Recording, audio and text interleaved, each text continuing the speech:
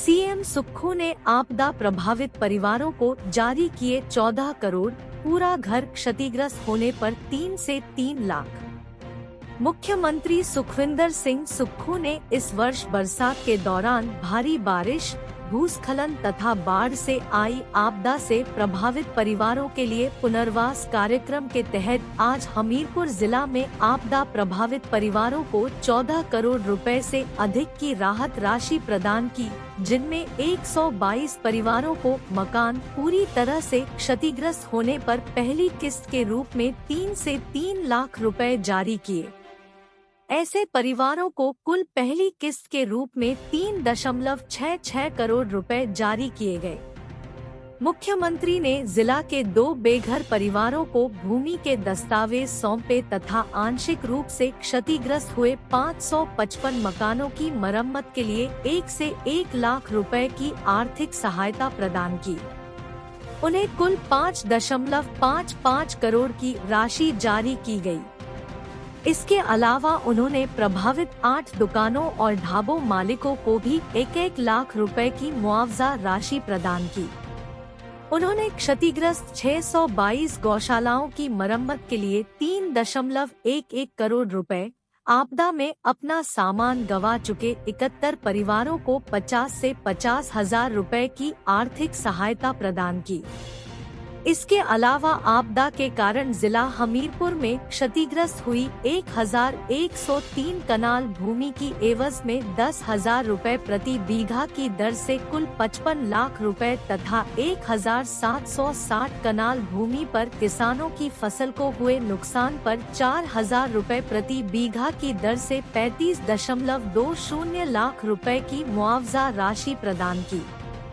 मुख्यमंत्री ने 27 पशुओं की मृत्यु पर पशुपालकों को 8 लाख रुपए की राशि जारी की। मुख्यमंत्री ने हमीरपुर में विद्युत बोर्ड का चीफ इंजीनियर कार्यालय खोलने तथा हमीरपुर शहर की बिजली की तारों को भूमिगत करने के लिए 20 करोड़ रुपए प्रदान करने की घोषणा करते हुए कहा कि 1 वर्ष में शहर की बिजली की तारों को भूमिगत किया जाएगा। उन्होंने वर्षों से लंबित बस स्टैंड के निर्माण के लिए पहली किस्त के रूप में 2 करोड़ रुपए प्रदान करने की घोषणा की। उन्होंने कहा कि नेरी में 3 करोड़ रुपए की लागत से बागवानी विश्वविद्यालय के छात्रावास का निर्माण किया जाएगा। उन्होंने कहा कि राज्य सरकार आमजन और गरीब की सरकार है तथा उनके दुख दर्द को बेहतर ढंग से जानती है। आपदा के दौरान राज्य सरकार ने 48 घंटे में बिजली, पानी जैसी आवश्यक सेवाएं बहाल की तथा फंसे हुए 75,000 पर्यटकों और 15,000 गाड़ियों को सुरक्षित निकाला। उन्होंने कहा कि हिमाचल प्रदेश में इतिहास में पहले कभी भी इतने व्यापक पैमाने पर क्षति नहीं हुई, लेकिन भाजपा नेता विधानसभा सत्र की मांग करते रहे।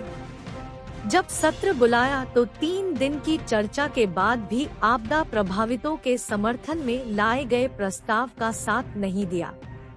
उन्होंने कहा कि विशेष पैकेज के लिए वह प्रधानमंत्री नरेंद्र मोदी और गृह मंत्री अमित शाह से भी मिले, लेकिन आज तक केंद्र सरकार ने 1 पैसे की मदद नहीं की। यही नहीं, नियमानुसार 10,000 करोड़ रुपए के क्लेम केंद्र को भेजे गए हैं। मुख्यमंत्री ने कहा कि भाजपा के सांसदों ने राहत पैकेज के लिए कोई प्रयास नहीं किए और न ही किसी केंद्रीय नेता से मांग नहीं की। राज्य सरकार ने 75,000 करोड़ का कर्ज और सरकारी कर्मचारियों की 10,000 करोड़ की देनदारियां होने के बावजूद आपदा प्रभावितों के लिए 4,500 करोड़ रुपए का विशेष राहत पैकेज जारी किया है, जिसके तहत पूरी तरह से क्षतिग्रस्त घर पर दिए जाने वाले 1.30 लाख रुपए के मुआवजे को 5.5 गुना बढ़ाकर 7 लाख रुपए किया गया है। इसके अलावा कच्चे मकान के आंशिक रूप से क्षतिग्रस्त होने पर मुआवजे को 25 गुना बढ़ाते हुए 4,000 रुपए से 1 लाख रुपए तथा पक्के घर को आंशिक क्षति होने पर मुआवजे को 15.5 गुना बढ़ाकर 1 लाख रुपए किया गया है। इसके साथ साथ बिजली व पानी का निःशुल्क कनेक्शन तथा 280 रुपए प्रति बोरी की दर से सीमेंट उपलब्ध करवाया जाएगा। सीएम सुक्खू ने कहा कि दुकान तथा ढाबा के क्षतिग्रस्त होने पर मुआवजे को 25,000 रुपए से 4 गुना बढ़ाकर 1 लाख रुपए किया गया है। गौशाला को हुए नुकसान की भरपाई की राशि 3,000 रुपए से बढ़ाकर 50,000 रुपए की गई है।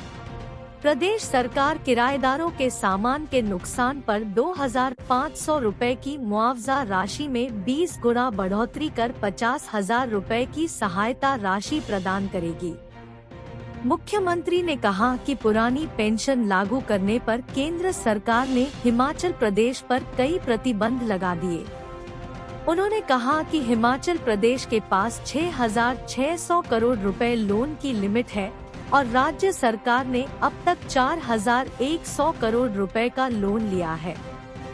उन्होंने कहा कि पूर्व भाजपा सरकार ने राजनीतिक लाभ के लिए अपने कार्यकाल के अंतिम वर्ष में 1,100 नए शिक्षण संस्थान खोले। नई सरकार बनने के बाद रात को अधिकारियों के साथ बैठकें की गई और राज्य को कर्ज की दलदल से बाहर निकालने के लिए प्रयास किए ताकि हिमाचल प्रदेश को आत्मनिर्भर बनाया जा सके। उन्होंने कहा कि राज्य सरकार प्रदेश को 4 वर्षों में आत्मनिर्भर बनाने और 10 वर्षों में देश में सबसे समृद्ध राज्य बनाने के लिए प्रयास कर रही है। सुखविंदर सिंह सुक्खू ने कहा कि वर्तमान राज्य सरकार अपने संसाधनों में वृद्धि करने के लिए प्रतिबद्धता के साथ कार्य कर रही है।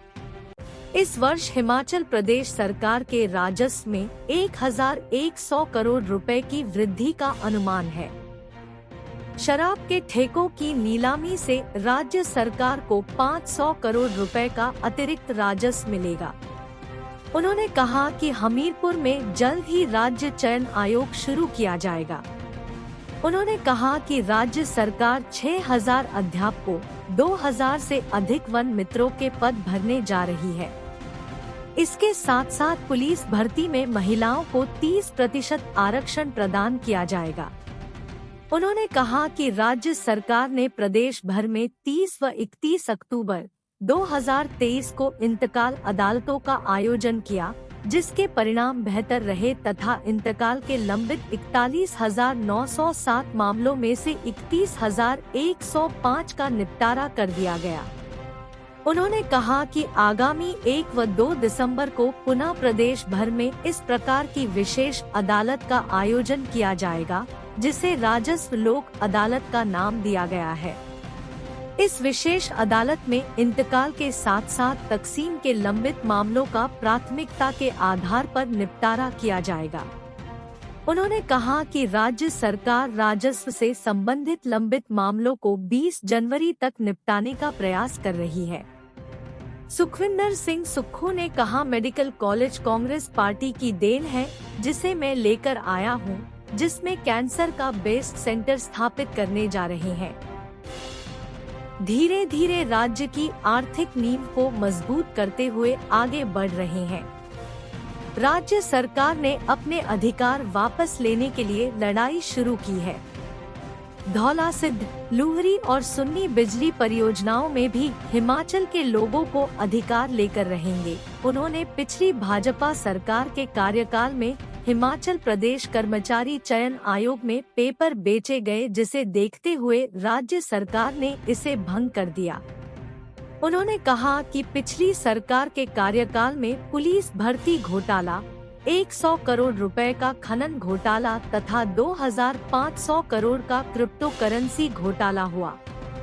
मुख्यमंत्री ने कहा कि राज्य में पोस्ट कोड 817 और 939 की भर्ती का मामला पिछले कई वर्षों से न्यायालय में लंबित था, लेकिन राज्य सरकार के प्रयासों से इन मामलों की सुनवाई में तेजी आई और जल्द ही इन भर्ती परीक्षाओं के परिणाम घोषित कर दिए जाएंगे। सीएम सुक्खू ने जिला हमीरपुर में 4 अनाथ बच्चों को प्रमाण पत्र तथा एक भूमिहीन अनाथ बच्चे को जमीन के दस्तावेज भी सौंपे। उन्होंने कहा कि जिला के 252 बच्चों को चिल्ड्रन ऑफ द स्टेट के रूप में अपनाया गया है, जिसमें से 105 बच्चे 18 वर्ष की आयु तक तथा 147 बच्चे 18 से 27 वर्ष की आयु के हैं। उन्होंने कहा कि मुख्यमंत्री बनने के बाद वह सचिवालय न आकर बालिका आश्रम टूटीकंडी गए। राज्य सरकार ने मुख्यमंत्री सुखाश्रय योजना आरंभ की, जिसमें 27 वर्ष तक इन बच्चों की देखभाल राज्य सरकार की जिम्मेदारी होगी। अनाथ बच्चों को उच्च शिक्षा, आत्मनिर्भर बनाने के लिए आर्थिक सहायता के साथ घर बनाने के लिए मदद व भूमि भी दे रही है। मुख्यमंत्री ने श्रीनिवास रामानुजन डिजिटल स्टूडेंट योजना के तहत जिला हमीरपुर के 13 मेधावी विद्यार्थियों को टैबलेट भी प्रदान किए।